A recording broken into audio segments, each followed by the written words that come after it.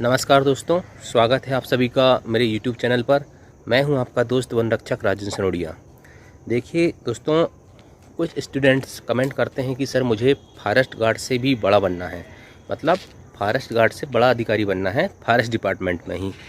तो उन्हीं स्टूडेंट्स के डिमांड पे दोस्तों मैंने आज ये वीडियो लाया हूँ कि देखिए, अगर आपको MP फॉरेस्ट डिपार्टमेंट में फॉरेस्ट गार्ड से ऊपर का कोई पद चाहिए तो एग्ज़ाम के थ्रू दोस्तों आप सिर्फ दे सकते हो MPPSC।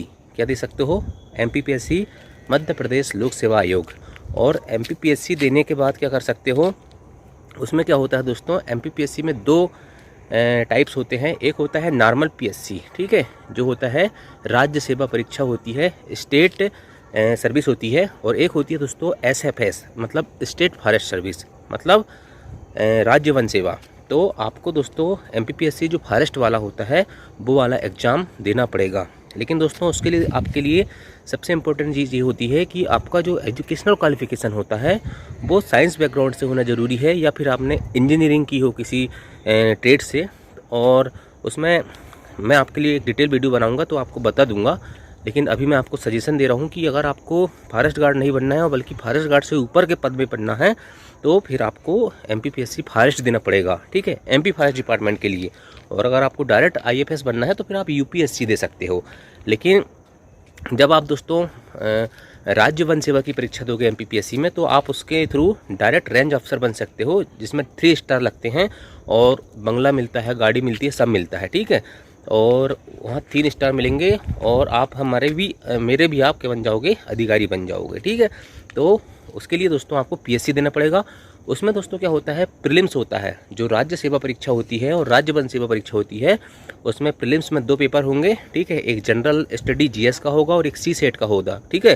तो जो आपको जो राज्य वन सेवा, जो बंदे जो भी स्टूडेंट्स हैं या तो रेंज अफसर बनना चाहते हैं या SDO बनना चाहते हैं, तो उनको GS और CSET दोनों पेपर में स्कोरिंग करना पड़ेगा। क्योंकि दोस्तों जो प्रीलिम्स क्लियर होता है राज्य वन सेवा का, वो दोनों अंकों को जोड़ने के बाद उसका मेरिट बनती है, ठीक है, प्रीलिम्स में ही।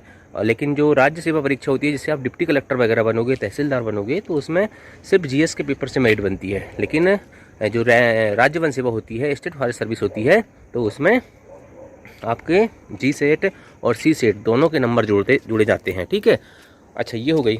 और आप क्या बन सकते हो, आप रेंज अफसर भी बन सकते हो दोस्तों, और उसी के साथ SDO, ठीक है, सहायक वन संरक्षक की पोस्ट भी आती है, ठीक है। हमारे विभाग में उन्हें SDO साहब कहते हैं। तो उसमें थोड़ी पोस्ट कम होती है, लेकिन दोनों एक साथ आते हैं। SDO मतलब सहायक वन संरक्षक और रेंज अफसर मतलब वन क्षेत्रपाल।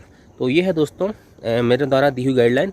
ये मेरे से 2-4 स्टूडेंट्स ने पूछे थे तो मैंने आज नॉर्मल बता दिया। अगर इसकी डिटेल जानकारी चाहिए आपको तो मैं आपको बिल्कुल बता दूंगा क्लियरली कि क्या क्वालिफ़िकेशन मांगता है। और उसमें देखिए, वन रक्षक के लिए जो फिजिकल होता है, मेडिकल होता है, सेम टू सेम किसके लिए होता है, रेंज अफसर के लिए भी वही होता है, ठीक है। उसमें कोई परिवर्तन नहीं होता, सिर्फ एजुकेशनल क्वालिफिकेशन का रहता है। और उसमें आप PSC के थ्रू रेंज अफसर बन सकते हो और सहायक वन संरक्षक SDO साहब बन सकते हो, ठीक है। तो ये था दोस्तों आपके लिए एक छोटी सी जानकारी मेरे द्वारा दी गई हुई। यदि जानकारी आपको अच्छी लगी तो लाइक करना, और चैनल में नया हो तो चैनल को सब्सक्राइब कर लेना। Thank you. जय हिंद, जय भारत।